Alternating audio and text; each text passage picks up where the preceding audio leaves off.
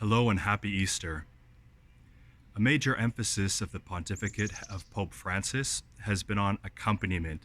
Pope Francis, time and time again, has encouraged us to become very good at the art of accompaniment. Accompaniment, of course, was something that Jesus Christ did in his own mission and ministry. And we see Jesus accompanying people in today's gospel, taken from Luke chapter 24. This is the famous story after the resurrection of Jesus of the road to Emmaus. In this story, we find two disciples of Jesus who are going to Emmaus. Now, these two men know that Jesus has been killed, that he's dead, but they are not sure that Jesus yet has risen from the dead. Because of this, they're filled with a lot of fear and uncertainty. Now, Jesus finds these two people on their road to Emmaus. He walks with them, he accompanies them, and most importantly, he listens to them as they tell him all the pain and difficulty that they are going through. He understands it in a very deep way. Then Jesus opens the scriptures to explain to them how the scriptures spoke about the Messiah, that he must suffer. In other words, Jesus looks at the scriptures in order to give them hope and life in a very difficult situation, in the concrete circumstances that they are going through.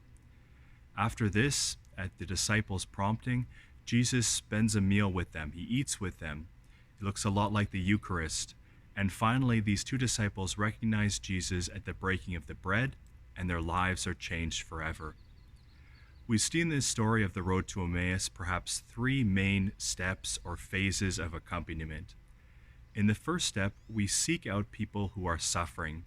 We spend time with them, and most importantly, we listen to them, to hear firsthand what the pain and difficulty that they are going through are, to become good listeners, to see exactly what they're going through.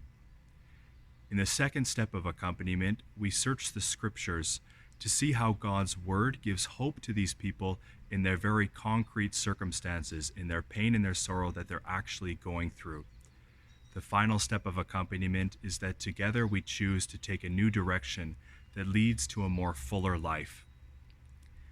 Accompaniment is even more important during this time of the pandemic.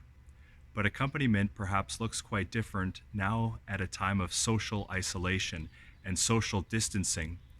How do we accompany people? How do we stay close to people when we have to keep physically separate from them? The art of accompaniment at this particular time in history requires a lot of creativity. We need to be creative in the way that we seek out people who are suffering, spend time with them, and get to know their sorrows and their pains through phone calls, through Zoom calls, whatever the case may be. Let's ask ourselves today, how can we improve or get better or live well this art of accompaniment during the pandemic? What are creative ways that we can accompany people here and now, hear their sorrows and pains, give them the grace of the gospel that gives them life, and lead them closer to Jesus? I hope you're all doing well. God bless you and take care.